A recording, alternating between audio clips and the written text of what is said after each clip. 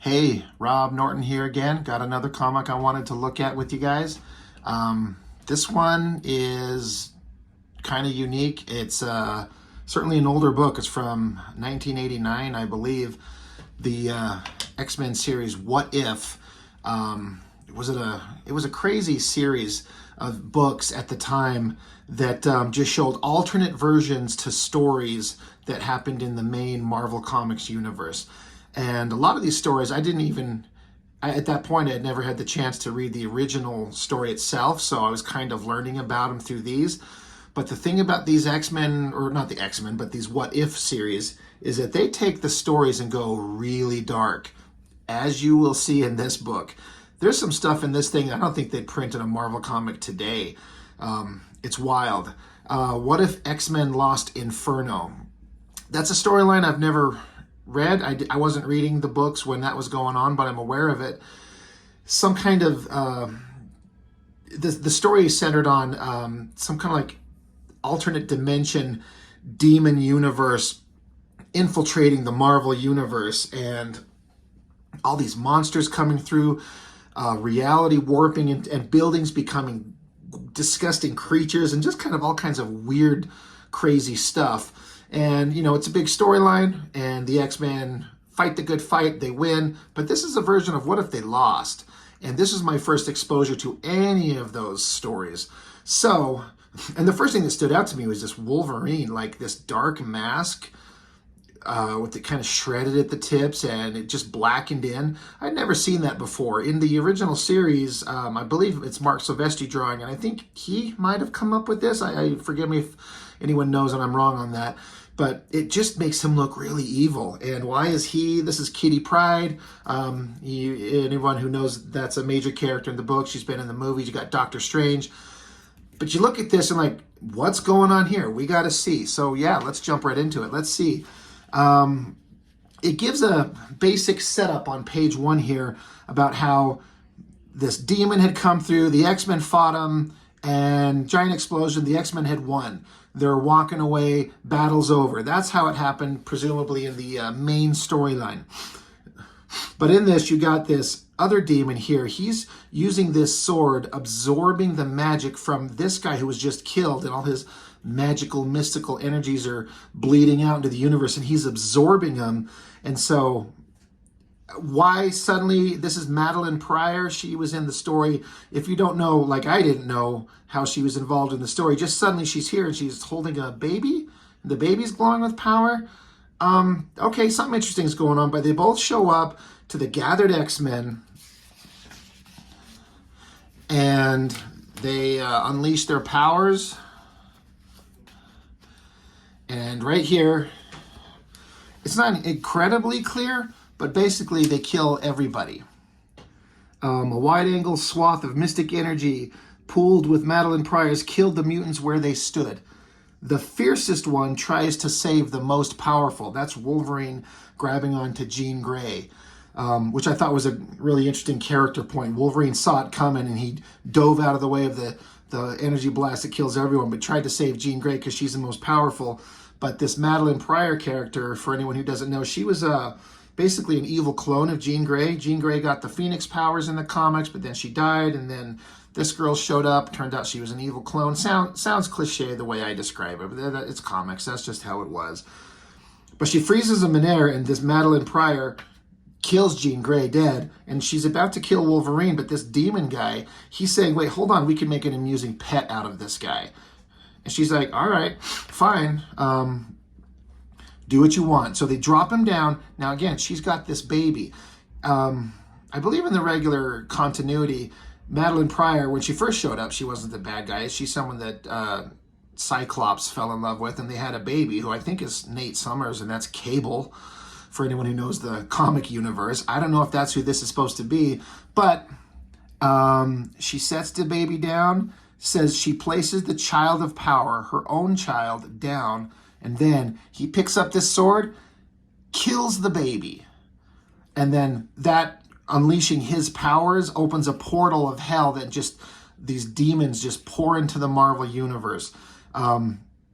that is one hell of a way to start. We're 3 pages into the book, and you've got the X-Men killed, a baby killed, and demons pouring into the Marvel Universe to wreak havoc. 3 pages in, holy crap, I'm interested. And then it jumps into, presumably, days, weeks, months later, the world is just this trashed hellhole. They're gathering up humans, and Wolverine, possessed by a demon or something to that effect, he's just like their pet doing the rounding up. What if X-Men had lost Inferno? Anyone's watching the animated series on Disney, there's the Watcher. He's an interesting character, but he's doing just like he does in the cartoon. He's there to tell you what's happening in this alternate universe. And then you got a 2-page spread going over him telling you more backstory to set the stage of what we're looking at.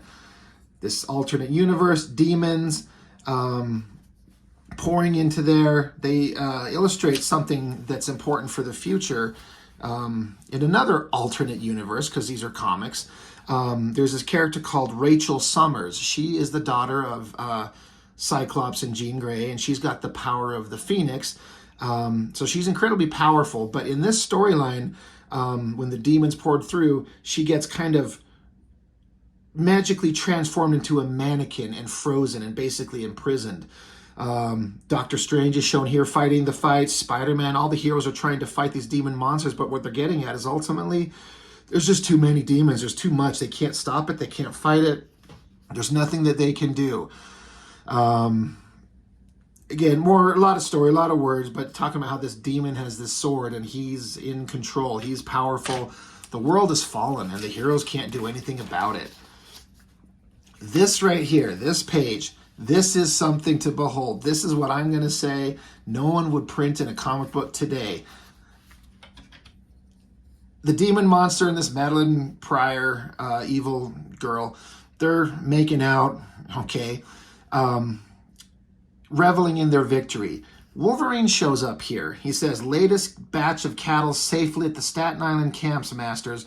I'll start rounding up more soon's I eat. Yes, the demon says, we did promise you a special treat. Madeline calls to this demon minion of hers right here. He's holding a baby. The text here says, here it is, ma'am, straight from the delivery room.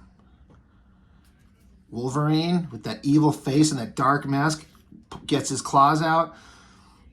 Madeline Pryor says, with each atrocity he commits, Logan inches even further into the realm of evil. He says, don't you love it? For years, the guy tried to control his raging savage side. But in our new order, he lives for the blood and the suffering of others. They had Wolverine eat a baby.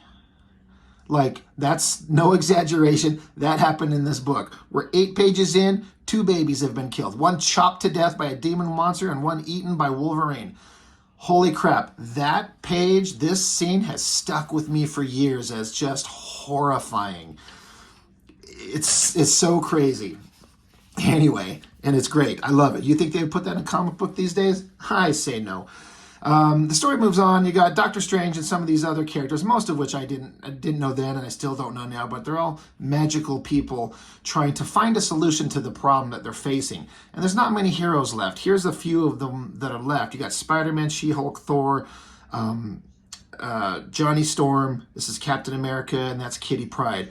They're sitting around, they're kind of wanting to do something, but they can't do anything. They're saying, well, there's nothing we can do. There's too few of us. There's too many demon monsters. The magicians are our only hope. She-Hulk goes to kind of inquire if they're making any headway. And then right then, boom, the demons have found them. You got Demon Wolverine. You got a demon-possessed Hulk. Battle rages on. Wolverine and Hulk here, they both kill some of those magical people. Captain America and Spider-Man join in the fight. Hulk kills another one of them here. Right here you got Hulk grabbing She-Hulk by the neck, snapping her neck, killing her. Wolverine stabbing to death Captain America. 2 of these characters just die just like that. Battle continues. Spider-Man right here. The text says, Spider-Man's danger detecting sense and great agility do him little good against such fierce foes in such cramped quarters. Wolverine stabs Spider-Man. He's dead.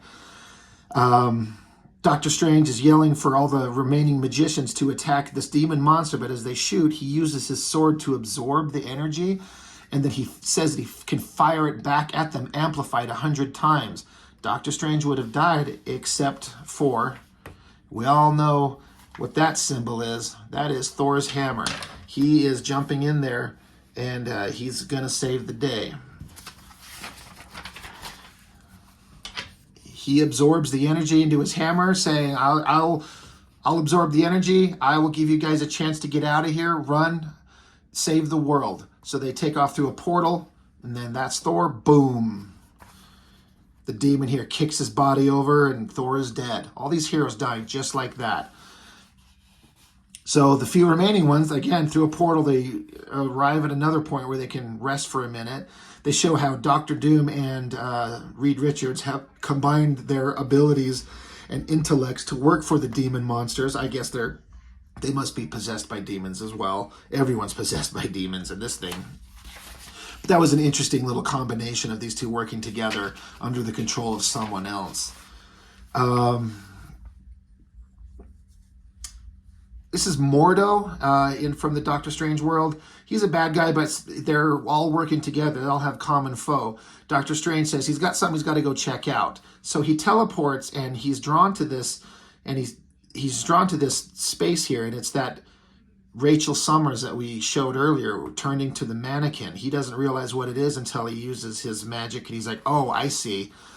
Transforms her from the mannequin to her regular human self. And it's funny because she says she's so glad to stop smiling. Anyway, she's there. Demons show up. They attack, fight them off, teleport away. And this is significant because she has the power of the Phoenix. That is one of the most powerful power sets and characters in all of the Marvel comics. So what is going to happen there? They show back up and they start discussing what are they going to do now? How are they going to do this? Doctor Strange is saying that the planet is so off balance with evil that it's only a matter of time before the living tribunal arrives. The tribunal's role is to ensure the balance of mystical energies in the multiverse, even if it means destroying our planet or our entire universe. So he knows that this great ominous judge is coming to solve the horrible evil that's going on in this planet. So they need to do something. And Doctor Strange says, hey, we've got the Phoenix Force. This could be Earth's hope. You could solve everything. She mentions how she knows that when she uses the power, she's only using a small part of it. And they're saying, well, if you can summon it all, maybe we can purge the planet of the evil. There's a debate going on about whether they should do this because there's a lot of humans out there that are still possessed by demons, and who are we to kill all of them? They didn't decide to do that. And Doctor Strange is being very pragmatic. Look, if we don't do this, we all die. This is the entirety of the human race. Rachel Summers is not sure if she has the capacity to do what she needs to do. But once again, the demons find him. We got Madeline Pryor, Wolverine, and the head demon guy. They show up. You find out that Mordo here, he basically tipped him off. Johnny Storm, the Human Torch, blasts into them, but he gets blasted in the back by Mordo, revealing his betrayal. Johnny Storm is pissed off, so he just does this massive burst of energy to fry everybody, to hold them back. He's like, do what we need to do. Doctor Strange is saying, I hadn't planned it this way, but we've got to do this. We've got to do it now. Are you with me? She's like, yes. So, and this was another moment I remember kind of reading this as a kid and finding it sad. He's like, he's burning himself out. He knows he can't last, and as soon as he's done, he's going to die, but he's got to give them a moment to just save the world. Meanwhile, Rachel Summers with Doctor Strange, he's contacted the Phoenix power. Off into space, the Phoenix itself, the entity of immense power, senses its need and flies off to come to Earth. Doctor Strange is weakened. He gets shot down, but he has to put up a fight off screen. You hear Johnny Storm saying that he's sorry I let you down, and they kill him off screen. So he's dead. Doctor Strange is pissed, and he rushes into battle, leaving Rachel Summers on her own where Madeline Pryor now, she senses the Phoenix Force coming, and now there's mind war between these two for the control of the Phoenix. She's cackling, she's more evil, she's stronger, she's going to win. Doctor Strange is distracted. He can't see what's going on. He's fighting these demons, but you got this shadowy figure. It's evil Wolverine. He says, Strange is distracted, doesn't realize I'm stalking him, which is just the way I like it. I'll get good and close before I pop my claws. Kitty Pryde sees this, and so she, her power set is that she can become intangible and move through solid objects. She's like, move, move, move. But she turns solid right here to distract Wolverine, to stop him. And he's like, what the hell?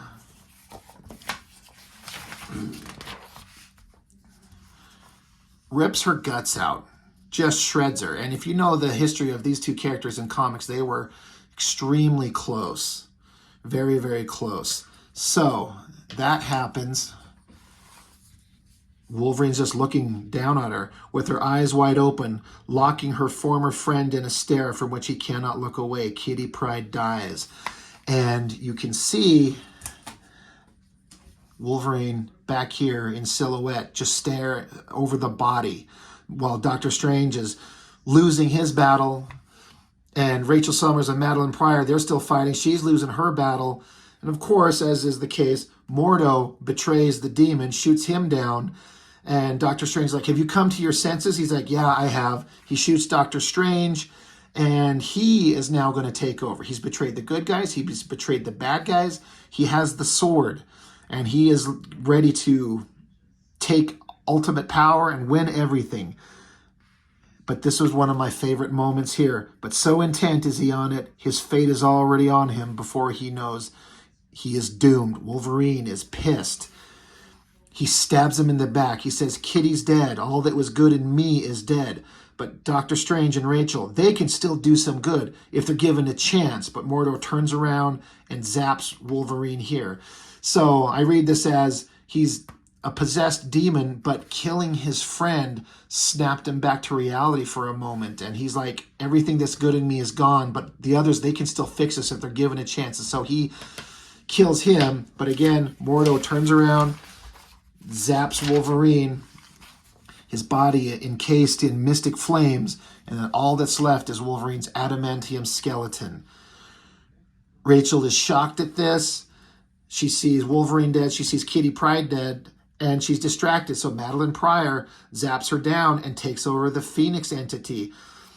I've got no competition for dominion over this universe, for the power of the Phoenix is here and is mine alone. She's doing her evil look, all that, but then suddenly her face goes a little bit different. Something's happened to her. The demon from the beginning who was killed earlier, you can't really tell because this is an old copy and it's kind of faded, but back here you see an outline of like the ghostly magical energies reanimating Wolverine's bones and stabbed her in the back. But now that break has given Rachel Summers the chance to fully embrace the Phoenix power. The Phoenix energy is with her fully. The demon, he's got the sword, he's possessed Wolverine's skeleton, and again, you can't really see it, but there's supposed to be this energy outline of the demon possessing him. He's like, I don't have much time to take, but I'm going to take out everyone. Everyone's coming with me. And she's like, okay, let's go, let's fight. But Doctor Strange yells at her, Rachel, no. Don't be distracted into petty battle. Do what must be done. Do it now. She's like, yes. She unleashes the power of the Phoenix. I always love this image where the energies are just racing through Wolverine's skeleton, which is unbreakable. But this energy shatters it, kills the demon's spirit, and the force of the Phoenix spreads out over the world and into a white, unflickering flame, covering the planet. And you've got Earth just covered in flame. The Phoenix force is cleansing the planet, returning it to its primal, unaltered state where all the evil is wiped away. Is right at that moment when the living tribunal, the dreaded tri-judge, arrives. In a language without words, the two forces of nature converse. The Phoenix knows the tribunal will not allow it to return to the planet or to a human host. knows that as much as it loves having a human host, no human can long safely contain the power. And though the Phoenix feels denied, it also knows that for the sake of the multiverse, it must today heed the Tribunal's wishes. This Tribunal, this is the first time I'd ever seen him, and I don't know that I've ever seen him since, but he's this character of this... Power off. Sorry about that, my speaker turning off in the background. That's twice now that that's happened. He's like this ultimate entity who can judge anything and destroy planets, universes if he decides so. But he shows up. I like how he's holding the Phoenix Force in his hand. They have a discussion between themselves without words. And it basically says that he was coming here to destroy Earth, even our own universe. But now that the evil is done and gone, there's no need. So they part. And the comic ends with... cities, technology, everything has been wiped away. The rest of the planet has been restored by the Phoenix Force to a primal virgin state. As Stephen Strange had predicted, much of Earth's population has been killed, but there's people still living. And you got Doctor Strange, Rachel Summers, not without any powers anymore. And this character, I don't think she's been shown before, but in the comics, this is Alicia Masters. She is, I believe, the wife of Johnny Storm. And presumably she was pregnant. She has a baby. Welcome to the world, Jonathan Storm. Just showing like life continues and moves on after the horrible evil they were lucky to defeat. That's 28 pages of comic, and the amount of story that they put into this one thing, that was just an amazing book to me as a kid. Reading this, I was just shocked at how horrible and violent and dark, and I loved it. Wolverine was at the time becoming my favorite character and had been my favorite character, and in a way he still is. And to see him become an evil demon monster eating babies and slaughtering his friends was just horrifying. But what a great story. It was so good. It was so inventive. That's why this What If series, they had a lot of really good ones, and I hope to cover several more of these. But that was a great book. I know this one's a little bit different in that I was basically recanting the entire story. A lot of the other books I've gone into, I've talked about the history of the book, and I just was gushing over the artwork and how good it is. And the artwork in this is great. Ron Lim as the penciler. This might have been the first time I'd ever seen him. He had a pretty big career. I believe he's still drawing to this day, but this is the first time I ever really noticed him, and he nailed it, man. He really kicked butt on this book. So the artwork is great, but it's the story in this one that just had me entranced. Like, what a hell of a story. A lot of story told in 28 pages. That was amazing. This was just a great book. I hope it was entertaining enough for you to sit here and watch this for almost 23 minutes and listen to me drone on about this. Great book. Had so much fun with it. This was fun to revisit. I hope you found it entertaining. Let me know if you've ever seen this series before, if you've read this book. Did you know about any of this? I personally would love to see the Marvel Cinematic Universe have like a horrible demon invasion in the universe, and let's get Wolverine in there. Let's get him possessed by evil and be a horrible, evil, murdering monster. I would be fine with them showing the horrible scenes of him eating babies, but that's just me because I got a weird sense of entertainment. Anyway, that's everything I've got. I appreciate you checking out my videos as always. Let me know what you think, and that's all. Thanks for checking it out. I'll see you next time.